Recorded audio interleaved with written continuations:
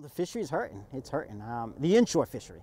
You know, I think we all have a little bit of a different concept. The boat guys think there's plenty of fish, which there is. That past that 3-mile marker, there's acres. I've done a lot of boat fishing myself, and there is a lot of fish, and it looks like there's a lot of fish out there. But it's just that inshore fishery. Those fish that come down the beaches, the fish that are in the inlets. Those fish, they've disappeared. They're not there. It's sad. It's sad. It's completely different than it was last year. You know, just in 1 year to see that much of a difference. As much as bait as we have right now, there should be twice as much fish eating it, and there's not. I mean, I think we have a lot to learn from Florida. Their management is top of the line. They've done very good with their species. You know, in the southwest area where I lived, I think it was 5 or 6 years ago when they had the deep freeze, it killed millions and millions of snook. That snook fishery was almost gone, depleted from the southwest coast.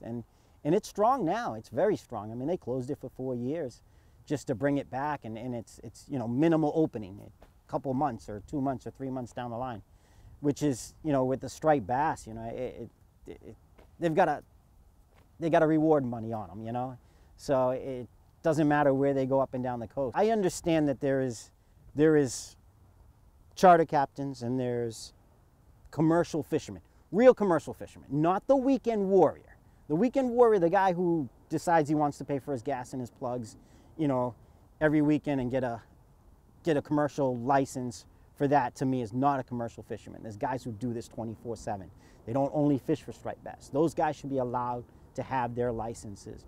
Restaurants, I mean, it's almost like the codfish. You know what I mean? It's such a big part of the New England and South Coast that to take it away is kind of sad. I mean, that would be sad. I don't eat fish. I keep one from my parents every once in a while. I think I probably kept 4 or 5 last year. I don't have a problem with people keeping fish.